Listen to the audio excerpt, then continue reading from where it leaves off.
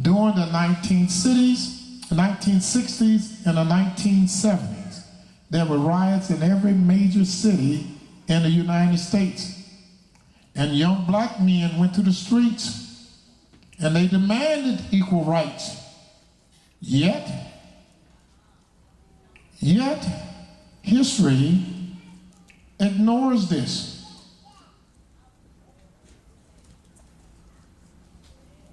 And history teaches us, our former slave masters teaches us that it was a nonviolent movement that made America stop and listen to the black people.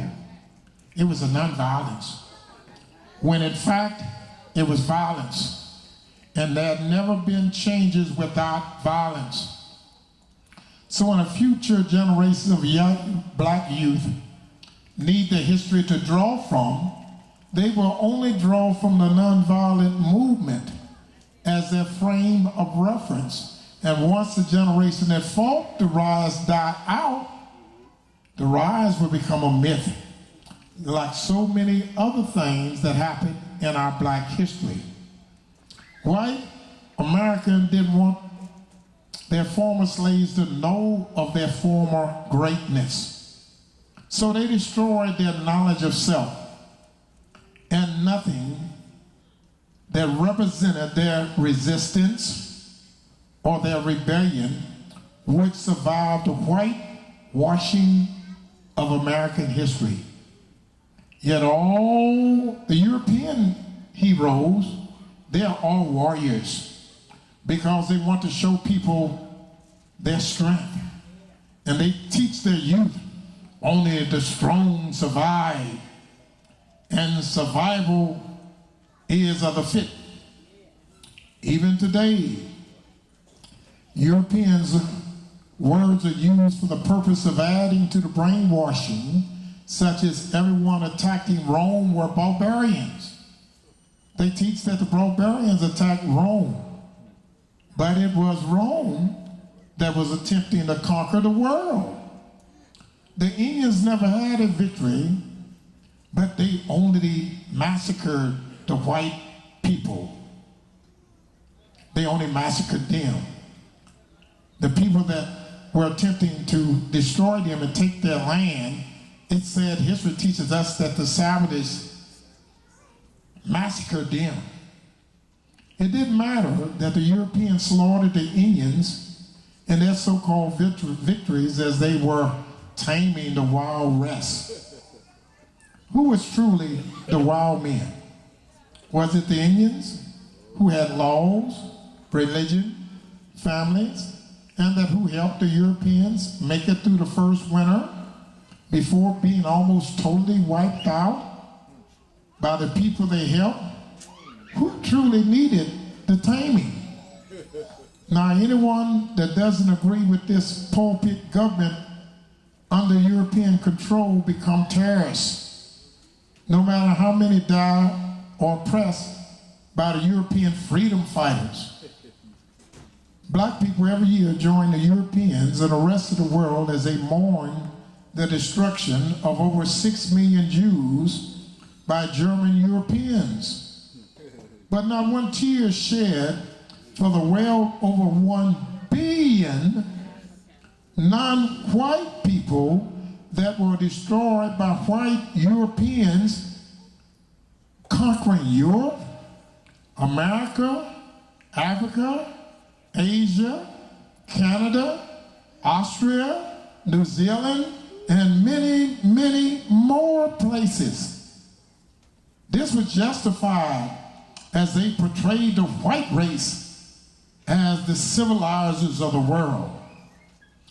And this in spite of the civilization that predated them by thousands of years. What you're about to read will explain why black people are still the lowest ethnic group in America. Even after over 350 years, this will also explain why black people in America are the only people left in history that still are in the land of their captivity. And now the best kept secret in the world will be revealed when you witness the destruction of a European created illusion. I'm going to skip a few things and get right to the point. The struggle for human rights. Every few years, violence against the black people increases across America. And every few years, someone must sign into law an amendment to the Civil Rights Bill. And this is so the black people can keep simply getting basic rights. And after almost 400 years, the black people are still fighting for human and equal rights. This has been a pattern throughout the black man's history in America. The black man has gained rights throughout history only to have them disappear after a few years. What history teaches us is that they don't recognize the equal rights of black people being out of the worst in American history. I'm going to skip all that, just read a couple more things to you about facts about our people. Did you know that of a black man named Lewis Lattimore? How many of y'all know him? Lewis Lattimore is a true inventor of the electric light bulb and Bell telephone. Lewis Lattimore worked for both Thomas Edison and Graham Bell. And this is why they own the inventions. But the United States patents belong to Lewis Lattimore. He also defeated Thomas Edison twice in the Supreme Court as the rightful inventor. It was Lattimore that wired the streets of New York City with his former electric lights. There were so many exceptional black geniuses coming out of slavery, and these were people that didn't have no education. They wouldn't let go to school.